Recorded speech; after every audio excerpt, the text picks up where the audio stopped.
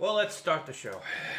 From Boston, in the ironically named Commonwealth of Massachusetts, in the upper right-hand corner, deep behind enemy lines, in the United States, we call New England, all that crap. I say this every week, so you more or less know the opening routine. What's the matter? I don't know. I guess I kind of lost my mojo after this. This is the third time starting this. Don't you dare start to blame me about that. Oh well, everyone at home, drink them if you got them. All opinions and views are solely those of the comic strip Fido, and in fact, not necessarily those of the completely uncancelable and valued employee, creator, and handsome man about town, Charles Lincoln Crosby III, who himself has no opinions on anything. Hey, let's begin this week's show, Fido Live number 188, with everyone's favorite segment, What the Chief Colorist Hath Wrought. A segment that weekly challenges the vows of a 20-year marriage. We're working into 21 years. Oops.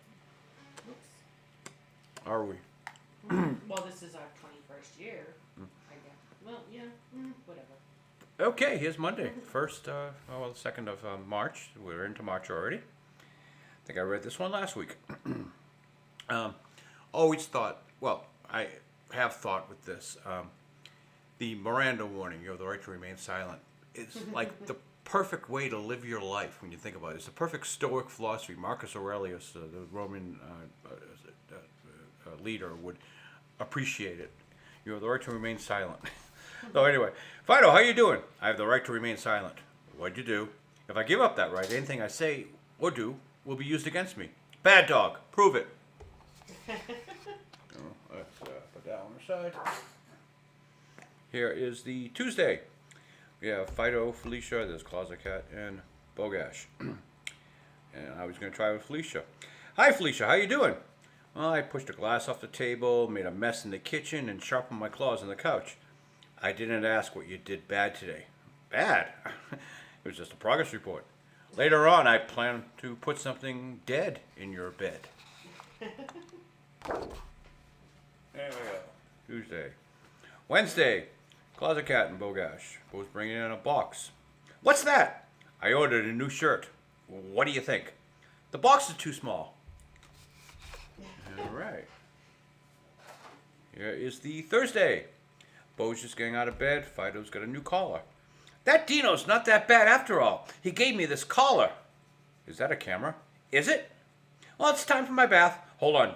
Jane is in the shower. Oh, that's okay. She doesn't mind me waiting in there. I do it every day. Leave the collar here.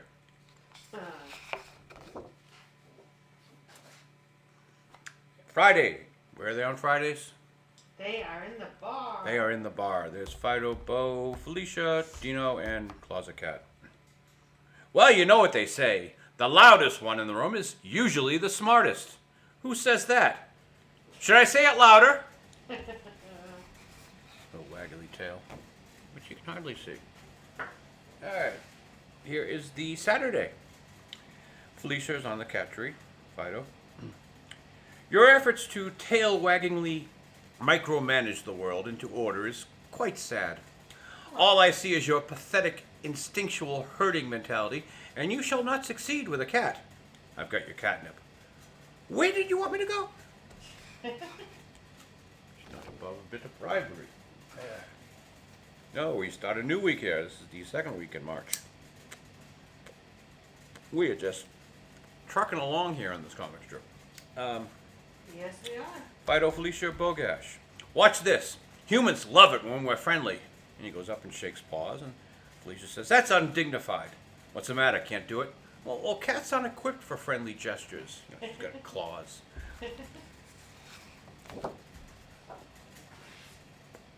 Tuesday, Closet Cat is sneaking up on the ball that's on the cat tree and makes a swing at it, misses, and falls to the floor. Chief Colorist hasn't finished coloring this one. Nope. Yeah. I failed as a cat. Just pretend you meant to do that. He's laying in a heap on the floor. Let me give this one back to the chief colorist so she can continue her work. Here is the Wednesday. We have Fido, Closet Cat, Felicia. Fido says, I didn't know I was broken. What's wrong? I heard Bogash talking to Dino about taking me to the vet to get fixed. Well, it's good that they're maintaining you, but I feel great. Yeah, they'll fix that. The humor being he doesn't realize that fixed means getting neutered. Let's explain the jokes. No. The audience loves it when I explain jokes. Oh, yes, that's top comment. All right, Fido and Felicia are playing cards. A straight flush, a pair of twos, I win. How does a pair of twos beat a flush? It's Thursday. Cat card rules. A pair of twos beats a flush on Thursdays. Oh, I didn't know that. Well, you're not a cat. I'm not surprised.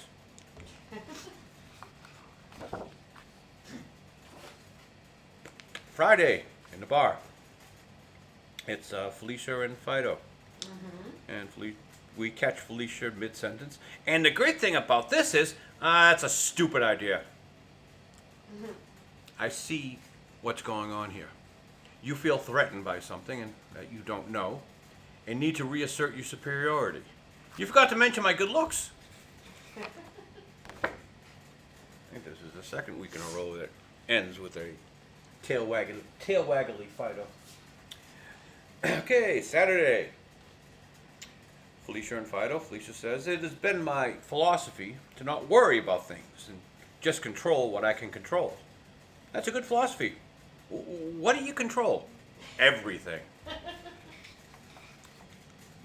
Don't ask me what Closet Cat's doing down here. You don't want to know. And here is the following Monday. Fido and Felicia. You don't understand what it's like being a dog. We have to be liked. And people like dogs to be intelligent. I need to be the smartest one in the room. And Felicia gets up and walks away. Where are you going? I thought you needed me to leave. In order for him to be the smartest person in the room, She would have to leave. she would have to leave. Yeah, I can give this That one. happens to you all the time, doesn't it? And indeed it does. There's dirt all over this. Oh, go figure. We'll give this to the colorist. Don't. And this one you can't see at all because I haven't even done the finished penciling on it. So I'll just tell you what's going on. It's Fido and Felicia. Fido says, are you coming? We're going to be late. In a minute. How long is that? You know dogs have no concept of time. Then how do you know when we're late? Because I want to be there and I'm here. Don't worry. When you get there, you'll be right on time. And how will I know that? Dog and cat. Here is the next day. Actually, I haven't put days on this. Don't even know if I read those in order, but doesn't really matter. Fido's eating some chips. Felicia comes in and she says, "It's time for my first poop of the day." Ugh, I don't want to hear it. This is an important, expressive moment in a cat's day. Should I go here, or over there, or how about here, or here? And see, it's we drawn multiple cats around it. Well, if we do the penciling today, I'll probably pencil this one just so I can pencil that and see what it looks like. Should I go here, or how about here? Well, how about the litter box? That's too predictable. Yeah, that's the one you fucked up chief colorist on. Yeah. Potty humor. Yeah. It's potty humor. It's basest humor, childish body humor. And we've been discussing writing with the chief colorist all week. And today, let's do a bit on the actual writing of Fido the comic strip. And I have here marked with the pink post-it note the stuff I wanted to work on. Oh, and if anyone at home sees that number, 4428, it's meaningless. It's not my PIN number. But if you have a PIN that's 1234, you can have 4428. Fido the comic strip is giving that to you for free. This was something that we had to give a delivery person. I just used a post-it note. Confirmation number. Yeah. Well, now I came up with the base joke about. You ever see that Gain commercial where the is that the dog's towel and the guy's sniffing the towel, and the whole thing about the animals recognizing their own stink, and we're trying to work this back and forth into a joke. That's not my stink. It's not mine. Are you sure? I ought to know my own stink all the time. It just I wasn't able to find the funny. And usually, when you can't find the funny, what you do is you bring in another character and take it from their point of view. Because the Fido theory of humor is something is funny when it's seen from someone else's point of view. So I get this one with Fido and Felicia. Felicia grabs the towels, and Fido says, "Hey, that's mine." Felicia says, "I don't see your name on it. I scent marked it." "Is that what that stink is?" "Yep, marked, mine." And I just had no way of finding the joke here. That's not funny enough. So we pulled Dino in, and Dino says, "My mother used to put my name on my underwear." Because we go back to the name. I don't see your name on it. "My mother used to put my name on my underwear." And Fido says, "Yeah, that wasn't necessary." With the joke being, Dino already stinks. He doesn't need to mark his underwear. So when I read this one to the chief colorist, I didn't get the normal sycophantic belly laugh that I get.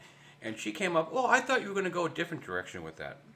And her different direction was that washing the towel. So inspired by what the chief colorist thought the joke would be, I came up with a second one. This is Bogash picks up a towel and says, "Ugh, this stinks." And Fido's, "Fido, did you do this?" Fido says, "I marked it with my scent." And Bo says, "I'm going to have to wash this." And then Fido says, "Then how will anybody know it's mine?" So those, what we can do today is something we haven't done in a long time. I'll get like a blank piece of paper. I'll show you the comics calibrator, and we'll show you how the comic strip is laid out and how we do all the lettering, how we start a comic strip. We haven't done that in a long time. It's either that or do finished penciling. So let's what the hell? Let's do something we haven't done in a long time. That makes sense. Yeah, let's get the paper out here.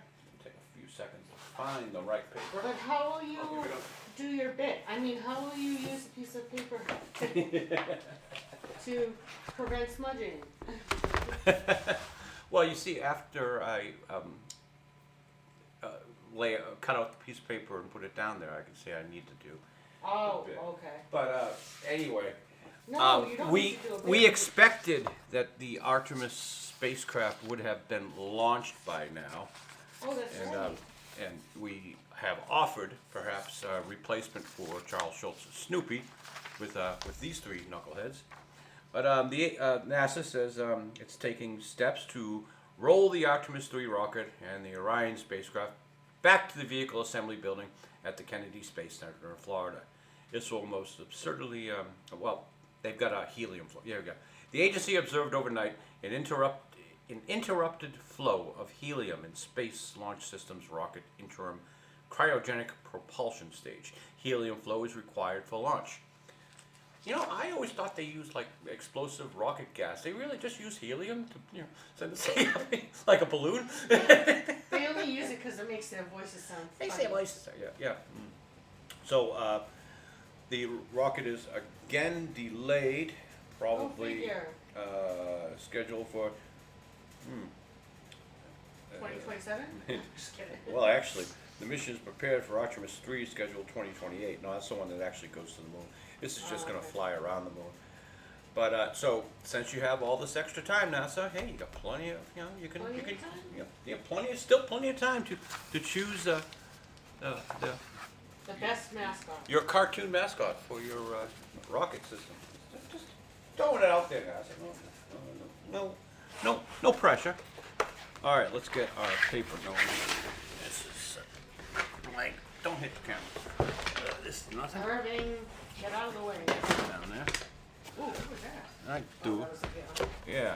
See, I've already got these things cut out, so it shouldn't be too much of a problem. That is a typical comic strip. I just slice the paper down in the middle. We use a Strathmore 19 by 24 Bristol smooth. Since I use a brush, smooth surface works the best. If I wasn't working a brush, maybe the rougher surfaces might work, but a rough surface, the brush kind of really smudges. So a smooth surface works best for a brush. All right, let's put this back. Vertical storage. Comics calibrator, where are you? There it is. Oh, this is the Comics Calibrator. It's a very special scientific device that only us cartoonists can own. If you get your own license, you might be able to find one of these things. But let's find a pencil. There we go. For the layout, it's best to use the old number 2 pencil that they gave you in school to do your SATs because it's very erasable. Now, you might notice I have some marks on the Comics Calibrator. Here, here, and here. If I put this edge against the edge of the paper, these tick marks on the top will represent the width of my panels. I want my panel to be 4 9/16 wide by 5 15/16 high. How I came up with those numbers? They make me happy. And why are we here? To make me fucking happy. Right. As long as you have anything that can be reduced in size to go into a newspaper, these are newspaper comic strips. It's supposed to, in this case, it's supposed to represent a 4-column in the old newspaper cycle, but no comic strips are printed as large as they used to when they were first created. We're lucky if we get 2 columns. Oh yeah, there used to be the entire length of the page. But the yellow kid got an entire page. Yep. Since this is the original factory square of the paper, I know that if I run this against the bottom of my board, which is flat, that this vertical line, if I line it up with my hatch mark, will be straight. Let me just finish off the lines. 3. And finally, all Fidos, I try to do a uniform 4-panel format. That just works best the way I write it. Now you might notice I have these little bird's beaks on top and bottom here. By putting the pencil in the bird's beak and running the Comics Calibrator across, I get another straight line which represents the top of the panels and the bottoms of the panels. I like to go right to left just because it makes me happy. The whole thing about doing a comic strip is you just want to be happy. Now you think I'm done with this comics calibrator, but you'd be wrong. Barely visible along the edge here, because this is so old, I have these marks here, which are 5/16 with an 1/8 inch spacer. So the letters on the comic strip are 5/16 high with an 1/8 inch spacer in between each line. And if I can get in there close enough, I can maybe see this. And I make these little tick marks, so I have a lettering guide. You want your lettering to always be straight and the same size so that it's legible. Legibility is the most important thing. The best writing, the best drawing in the world doesn't work if the audience can't read it. And since I have 2 characters speaking the same time on a panel, I like to offset the lettering, because if they were all on the same length, it doesn't make me happy. But offsetting the lettering does. And on this side, by going up to that arrow, I have offsetted this. Now we'll have Irving on camera 1 pulling closer so we can. So not only can you see what we're doing here, but I can also get closer enough so I can see what I'm doing.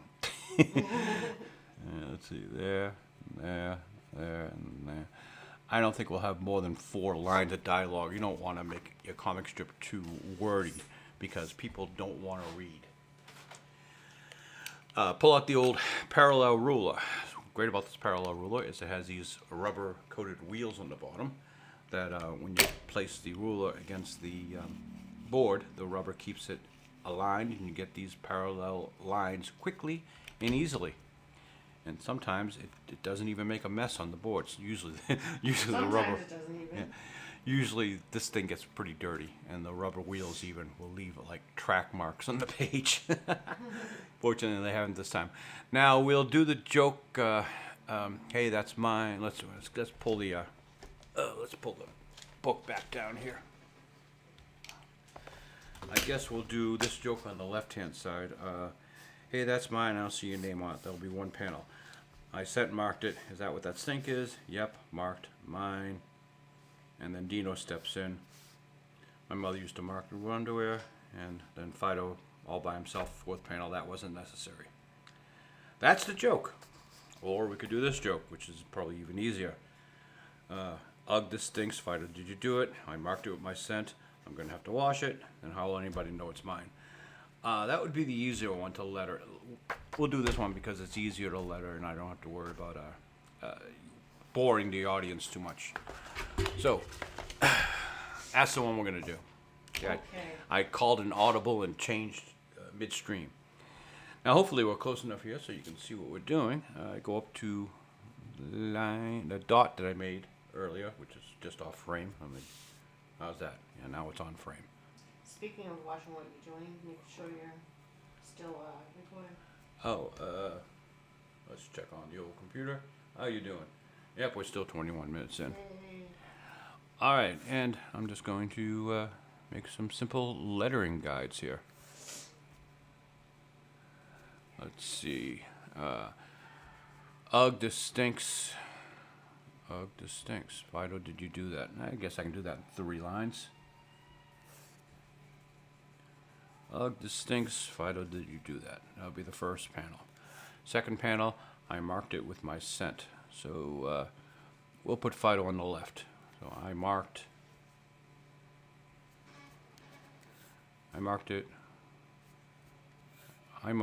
it with my, and scent will go on its own line.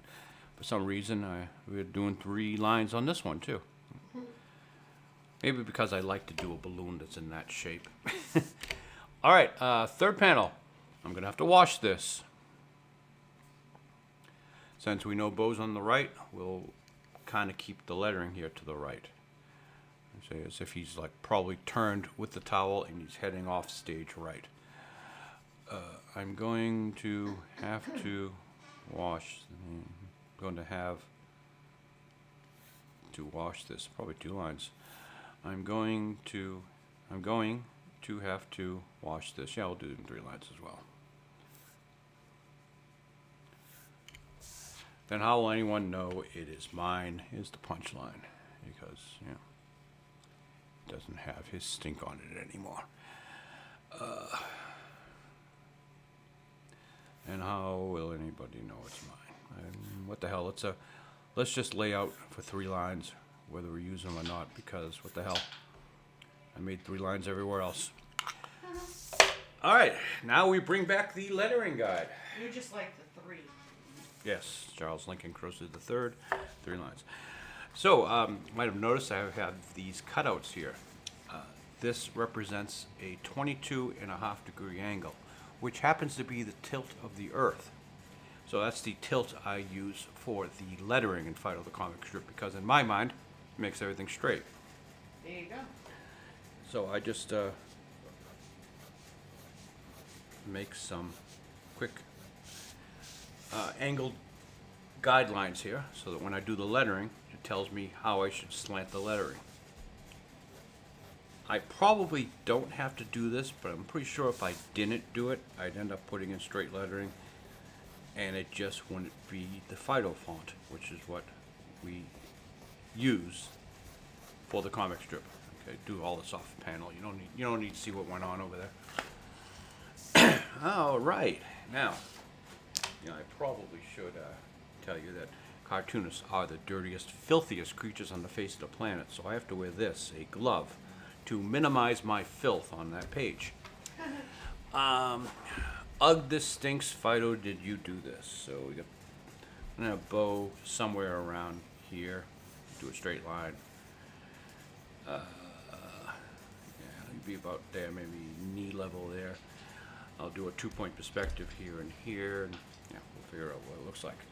Let's get the lettering in first.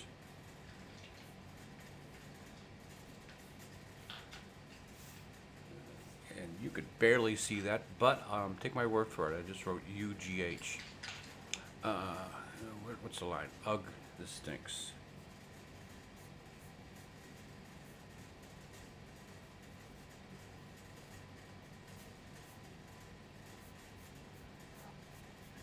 And Irving, camera one, can you zoom in just a little bit closer? Now, can you see that at least I made some effort to have the letters the same angle as my lines here? See how the eye is going in that right slant. And these hash marks I made, which are useless, I'm only going to have to erase, add into all the erasures I have to do at the end of the day. I think it helps keep the lettering correct. This stinks.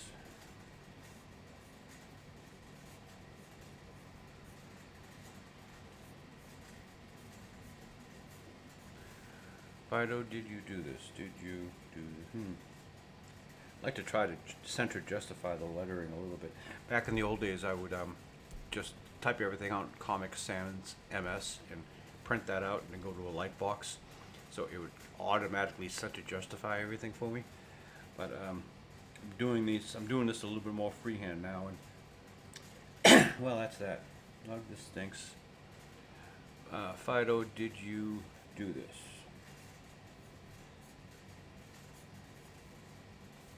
We'll do this.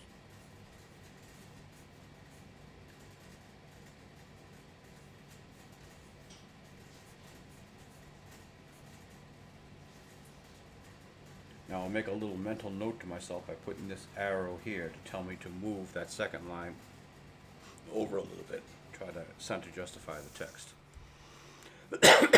I marked it with my cent. Okay.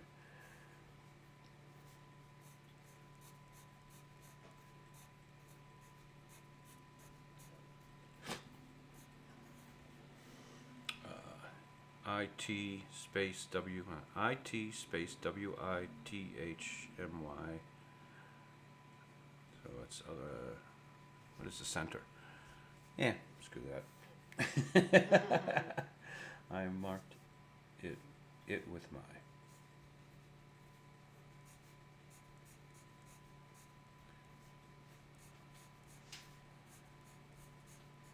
Yeah, that's kind of pretty. Wow, I just freehanded it. That's pretty well center justified. SCENT, that's a 5-letter word, so E would be the center. Around the center here is E.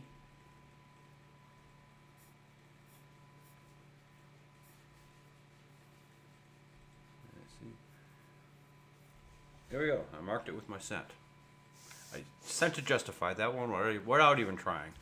Great work there. All right. Clap, clap, clap. Clap, clap, clap. Time for coffee. All right. That doesn't bode well for your coffee. You're like, time for coffee. It's getting cold. Oh. I'm going to have to wash this. Is the next line.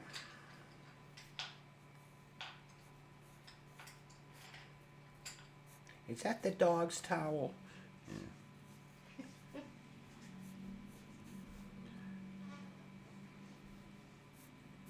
Who does that to even their own towel, though? He's like all up in it. Yeah.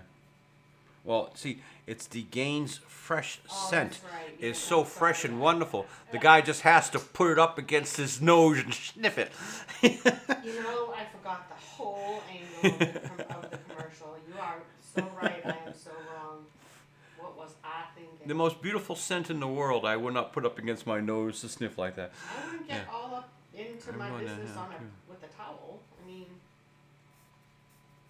a nice candle. A good woman. Good man. I don't know. I've never smelled a good man. You're always a good man smell. I'm gonna have to wash this. All right, let's. Irving, you gotta get over to the right here, but your arm isn't long enough. So let's go. Oink. How's that? Yeah, that'll work. Hey, don't pull that too high. We can't afford workman's comp. The last line is, then how will anybody know it's mine?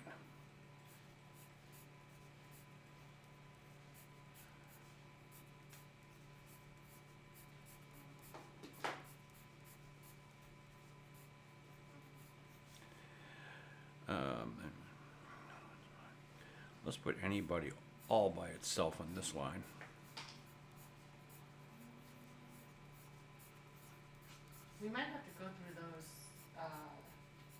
first few Fidos because I think there's one or two that I haven't finished yet that you declared finished. Yeah, no problem. Okay. Because I feel like I had way more on my desk when you started this.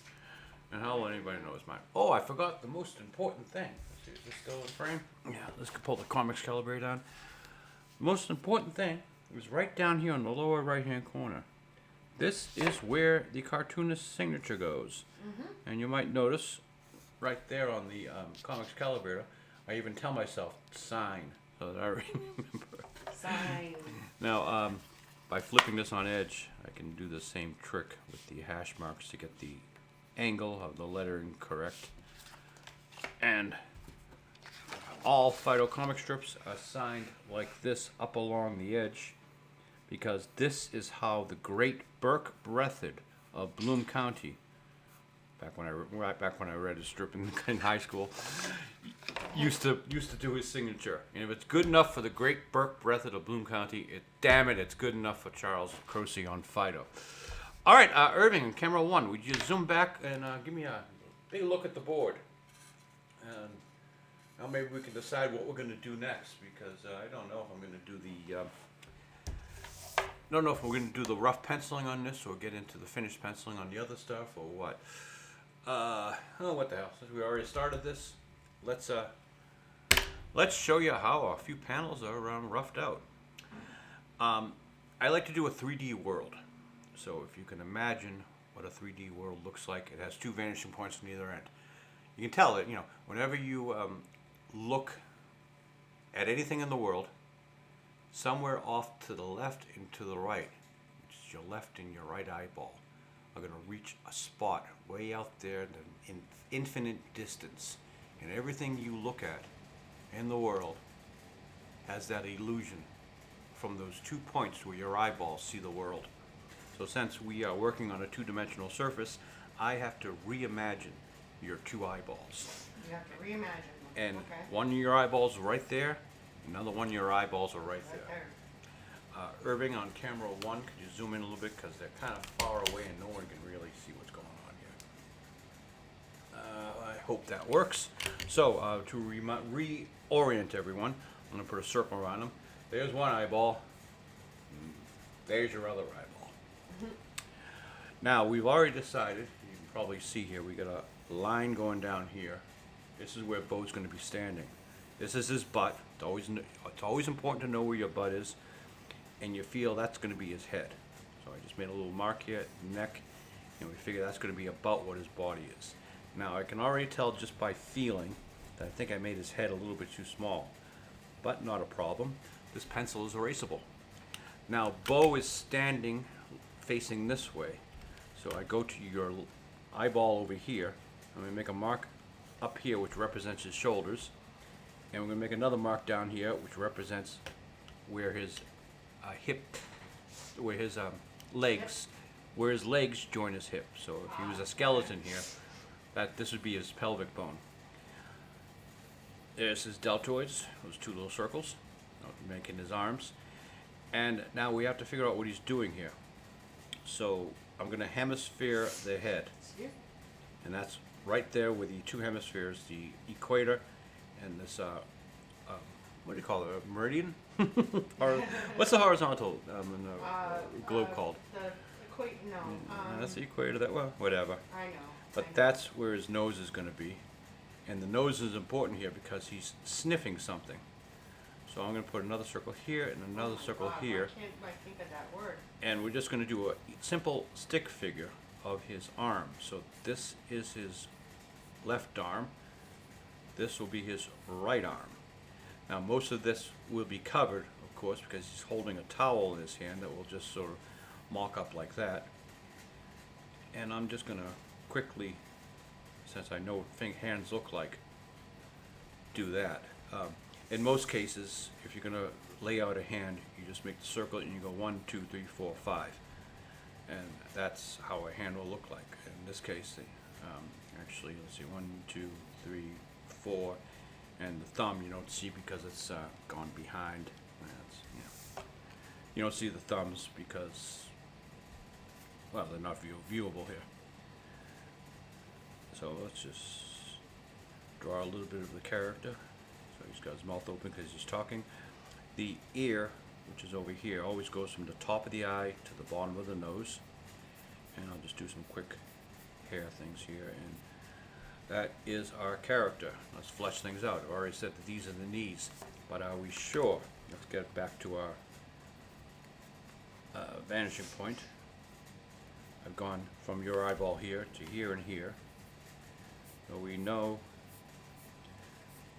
his legs go way below the panel here, but we don't bother drawing anything below that line, but I do it anyway just so I keep myself honest. And Fido's got to be in view here. Now the problem that we always have is that Bo is 6 feet tall. Fido is 3 feet tall. If I were to draw him, he'd be half of him below the panel here. So how does a cartoonist cleverly get through this? Well, this dog likes to sit on things. In this case, he's going to be sitting on the couch. Let's see. Let me think here. Which way would look better? If I have the couch go that way, or I have the couch go this way. And I think I'll be happier if the couch goes this way. Now, when you make me happy, when you're standing next to a couch, it's more or less what feels right. And it's going to be about that high, I guess. This will be the leading edge of the couch, the thickness of the cushion, and we have a wooden batten, and there's the bottom of the couch. Now I already know that my design of the couch has an arm here, and the arm has all these little like buttons on it. So, and we can go from that edge to there, and there's the arm of the couch. Let's erase that to get that out of the way. The cushions feel like they're about that wide. And as you go further into the distance, the width of the cushions gets smaller because that's just the way perspective works. So I'm going to let's do a fake mark right here on this line. If they were the same size, the next cushion would be that wide, which is silly. I'm going to cut it down probably to half. Actually, now that I'm looking at it, that's too wide. Let's bring the cushion to here. Erase all that crap. That makes it to where Arvin is. And second cushion there, third cushion there. Alright, let's see what this looks like. Just flesh out the couch. Now what I'm thinking is we'll draw Fido sitting on the couch. So Fido's butt will be about right here. And he's leaning back, casual. Let's get the perspective of his shoulder in here. Say about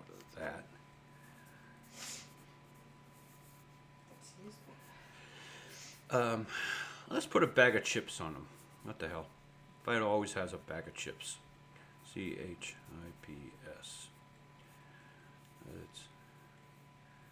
It's funny if he's eating a potato chip while all this is going on. Remember what happened when you added the tree? The tree. I'm just joking about it. You said he's always got chips. You added the cat tree. Oh. Yeah.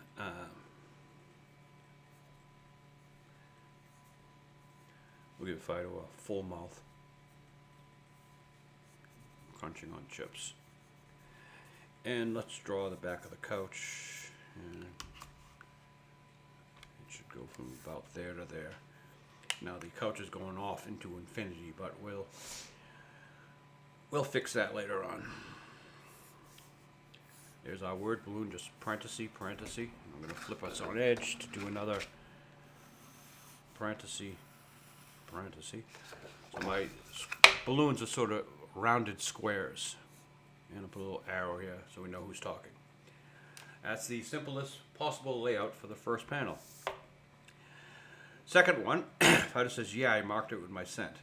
Now, I could do this exact same thing, but I like to change from a 2-point perspective to a 1-point perspective from panel to panel, just to create some sort of visual interest. Mm-hmm. Let's make, see that spot right there? That is you. That's that me. Insignificant little spot is you. Hey.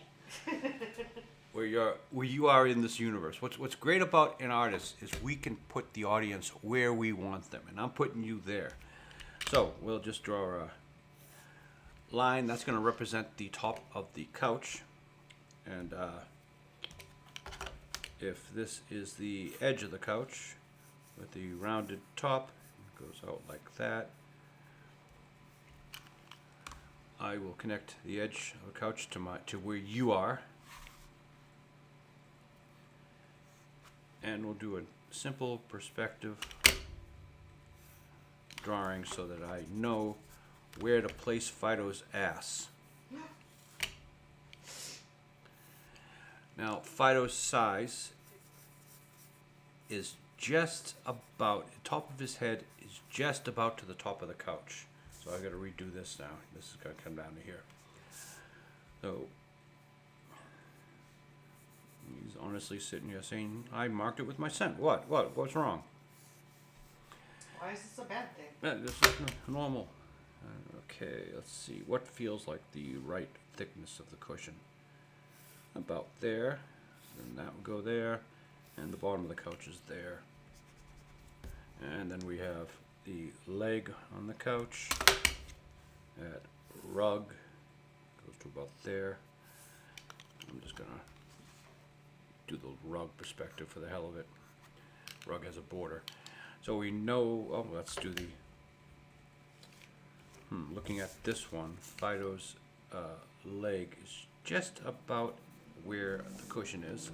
Now, since we're looking head on to this, these cushions can be the same size. I'm just going to put my thumb right here where it gets that mark so that I can move this ruler over. And there we go, we have the same width cushions. Very useful ruler. It speeds things up a lot. If this was ever opaque, it would be terrible. So Arvin, the company that made this, Alvin, the company that made this, did a great job making it see-through.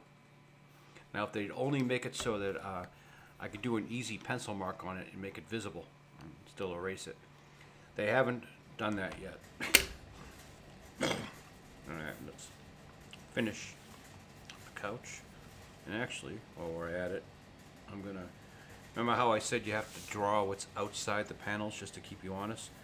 So this would be the edge of the couch. And if I were to do the, yeah, I knew it. Right there is where the arm of the other side of the couch goes. And if I had not have done that way off in the other panel, I would not have known that was there. Alright, we know that Bo is standing approximately right here, so Bo's butt should be about right there. We have to go by that, where you are, that perspective line, to get his hips, his shoulders, and his head's about up there. Which works out well because it's good that I moved the word balloon over to the left, because now Bo's head can pop up there. Draw Bo's leg like that, and from the perspective, the knee would be there, and ankle there, and where's the foot? Yeah, wow. And look, this foot actually might appear on frame.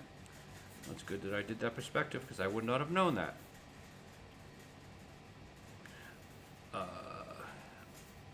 Shoulder, elbow, and let's say at this point he's lowered the towel from his mouth, from his nose, and is sort of holding it about waist height.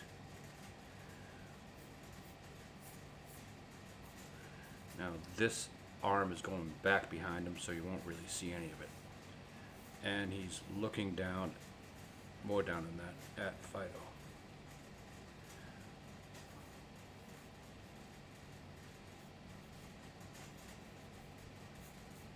As the dog talks. Yes, the dog talks. Okay, there's our human. Fido world. Here's our human. Here's our talking canid. I marked it with my son. What?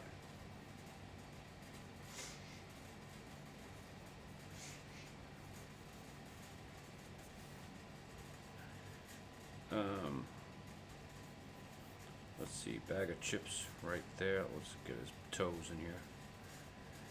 And it's probably okay if he continues eating throughout this.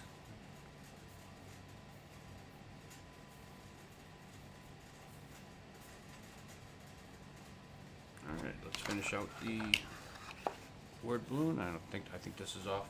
No, it's just about off camera. Now, it's a larger world here. So somewhere over here there's an end table and a lamp. And literally all of it is off panel. Just almost none of it will be seen. But I've got to draw it anyway just to have the reference points so I'll know that the lamp is right about there.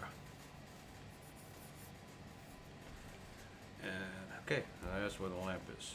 Nothing. Oh wait a minute, there's a shelf midway up, and you're just gonna see a tiny little bit of it right there. All right, panel 3. How are we doing on time, everybody at home? 48 minutes. Got another 15 minutes to finish this. I'm gonna have to wash this. Okay, Bose. Well, the washing machine. I have a mental layout of what this apartment looks like. The washing machine is that way, down the hallway, and around to the left. So he's going to be going that way.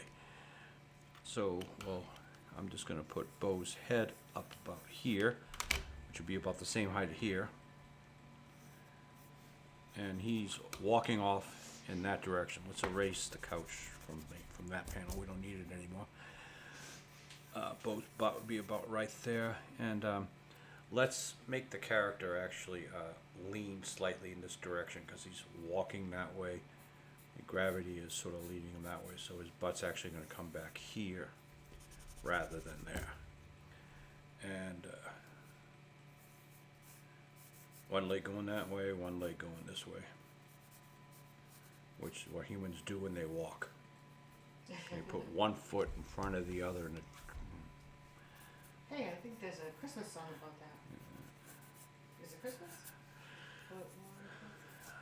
I have not told you where you are in this world. You are right there, just so you know, right? That spot right there. So, perspective-wise, we do have to still do these lines here. We know where everything's going. That shoulder's too high. And, since this is a disgusting smelling towel, he'll be holding it away from himself a little bit. So there's his hand, and maybe with just the one finger and the thumb. The other fingers are folded under. And this thing will be moving in the breeze, so we'll flash it, we'll send it back this way. And of course, the human character should not be very happy with this, so we'll do a rudimentary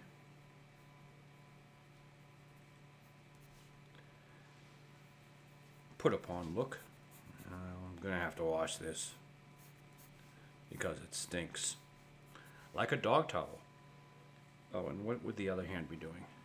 The other hand, he has been holding the towel, so the other hand is kind of filthy and disgusting to him too. So away from his body. Yeah, he's gonna be holding the hand like that. Yeah. Alright, I'm gonna need to wash this. Now, let's, since we have Bo registered to be about the same size in this panel as he is in this panel, the couch, we can use the reference from this panel to get the couch in this panel. I'm gonna show that there's been some movement.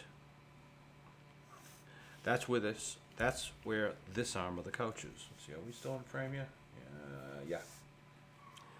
That's where that arm is. Get over here. That's where that arm is. Let's get the height. And to there.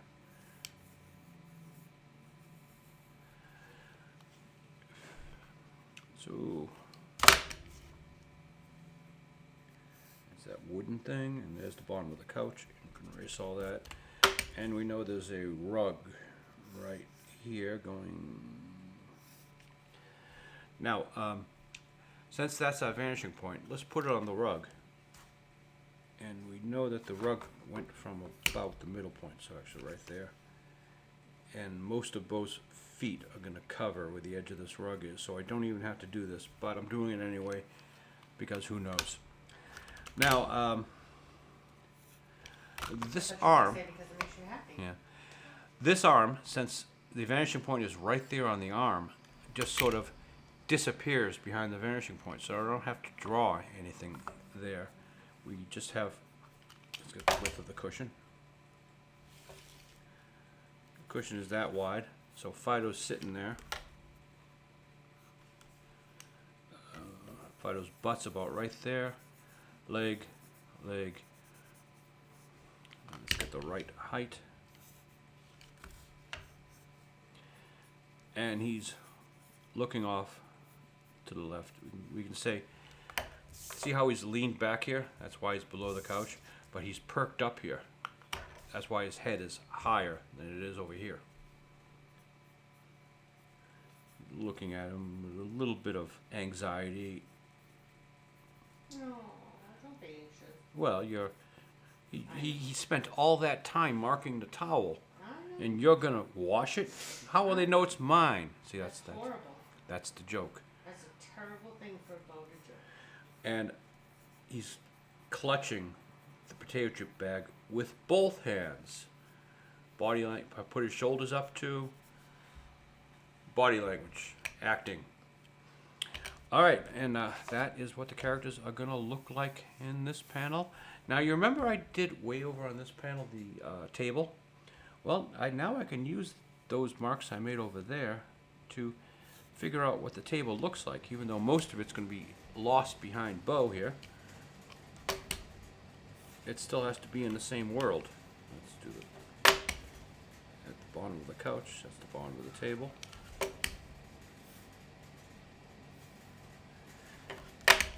And humorously enough, the only part of the table that you're going to see is this tiny little spot down here, from there to there. That's all right. And maybe a little bit of it here. I'm not sure. It depends upon how I end up drawing that. Okay, let's draw the lamp. That's back here. How much of this lamp are we going to see?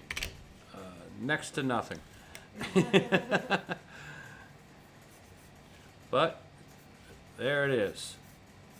There's the lamp. We'll get this part of the lamp to the right of Bo's head and this little part under its chin, but that's about it. Now we also know that there's a chair on the left-hand side here. And we're just going to have just a little bit of that chair showing. So I've got to figure out what that is. Yeah. But the interesting part is that chair goes by that vanishing point, so you actually do see the arm, more of the arm. And you see that much of the arm of the chair and the back of the chair. All right, are we all done with that? That's a good enough layout for that panel. Now for the final panel of our stick figure theater. Fido all alone.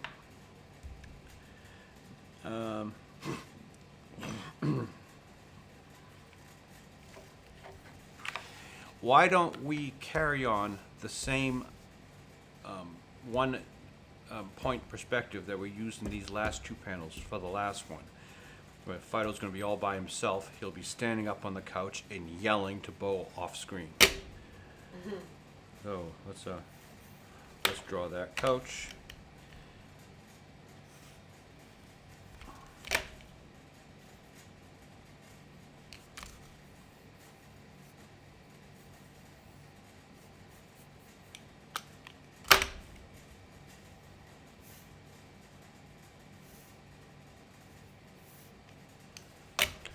Erase every line we don't need.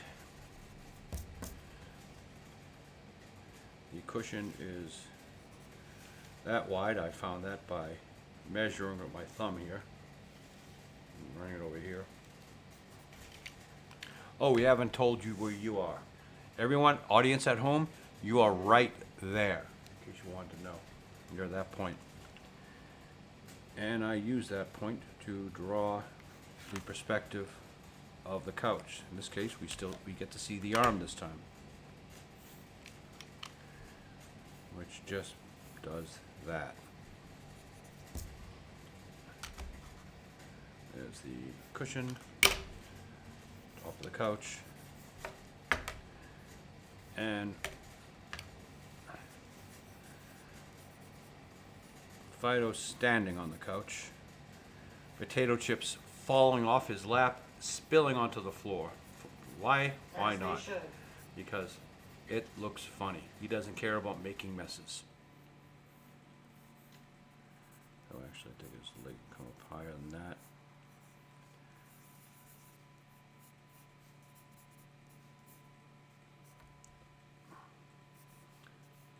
And we'll just put both hands out. How will they know it's mine?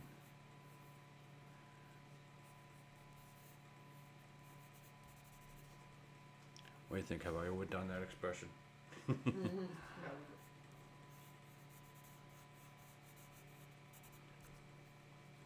Do some erasures so people at home can see what I did here. I really text Avery that expression.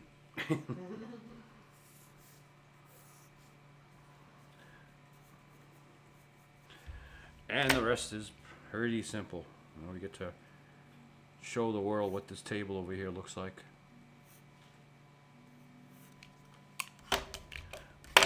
Bottom is there.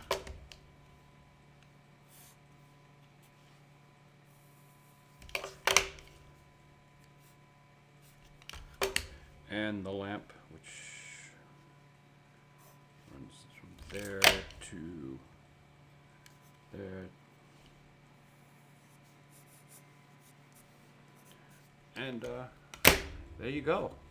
That is what A brand new cartoon. you saw this from the writing process right down to the layout and the stick figure drawing. Maybe next week you'll get to see what it looks like finished. Maybe we'll even ink this one next week. That'll give you a sense of There you go. completion. You finished something in this world. From beginning to the end, fully. So, someone on online, you know how they post those things. They said, name a clown who's not Bozo or Pennywise, and I suggested Mark Ruffalo. Oh, ho, ho. Back onto Star Trek Discovery. Star Trek artist warns fans that review bombing Starfleet Academy could end the franchise. Oh no. I think Gary Biegler said, "Don't threaten me with a good time." Over the past 10 years, Paramount has spent $1.2 to $1.5 billion on Alex Kurtzman's Star Trek. That's a crazy amount of money. They would have been better off if it was on hiatus for these 10 years. My friend Doug, who he's Trekkie, he was alive when the original series aired back in the 60s. This 60-year-old franchise, you can guess how old he was. His idea, and this is almost a quote, as long as we have some Star Trek, we may get some good Star Trek. If we don't have any Star Trek, we'll not get any good Star Trek. I So, feel like you're circling there, buddy. 10 years, $1.5 billion. And what does Alex Kurtzman have to show? What is his good Star Trek? Picard Season 3. Yeah. You know, the funny thing about, my friend Doug, who's a Trekkie, I mean, he does not have Paramount Plus. He will not pay for this stuff. He doesn't buy this stuff. He gets it all bootleg. Now, I was actually going to get Paramount Plus. And then I watched Star Trek Discovery, which was given away for free on ABC at the time. And I said, wow, this looks nice. And wow, that's the woman from The Walking Dead. Oh, wait a minute, ambulance coming. I hope everyone's okay. Maybe we should run out there and give assistance. What do you think, Chief Flowers? No, I'm too tired. But anyway, They got it. They got it. we saw Discovery on the first episode on Paramount Plus. Oh, sorry, on ABC. And I was going to get Paramount Plus, but I didn't like Star Trek Discovery. I was going to get it for Star Trek because I wanted to follow Star Trek. And we've gotten 10 years of shitty Alex Kurtzman Star Trek.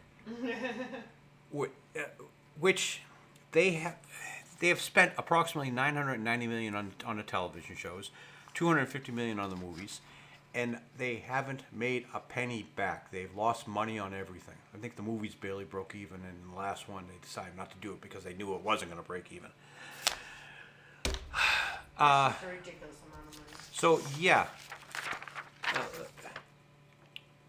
the debate around supposed Starfleet Academy review bombing has quickly become the latest flashpoint in the ongoing cultural war between legacy franchises and their audiences. Even now, even long-time Star Trek insiders are weighing in. We're not review bombing. All people are doing are accurately describing each episode. That's how bad Alex Kurtzman's Star Trek is. I don't even have the energy to, like I didn't have the energy to do the opening sequence, from Boston and the ironically named Commonwealth of Massachusetts, deep behind enemy lines in the upper right-hand corner of the United States that we call New England, on the continent of North America, rotating at 900 miles an hour, the blue marble is Earth, racing at 19 miles per second around the local star known as Sol in the fashionable western spiral arm of the Milky Way galaxy, common dimension 616. This is Fido, live number 188. Put it on hiatus. That's what we say about Star Trek. Hiatus. Review bombing. What did we do today? We wrote. We did some bad writing. Bad writing. Oh. There we go. Well, That's what Alex. That encompasses a lot. Not about you, but. Got it. I finally found a title for this one. Bad writing, which is what Bad Robot is all about. Oh wait. There. What Bad Robot is all about. Alex actually is no longer with Bad Robot. He had a falling out with J.J. Abrams because they couldn't decide who sucked more. It's a typical, 2026 debate. But yes, they did this a while ago. Yeah, I understand. Thank you for joining me for. Don't close the camera lens there. Thank you for joining me for Fido Live, number 188, Bad Writing. Oh no, here comes another ambulance. Oh no! Quick, let's run out there and see if we can do it. Oh, they're gone. Never mind. I guess. You heard me. Everyone at home heard me. I was going to run out there to see if I could help. Oh. See everybody next week here. Bye.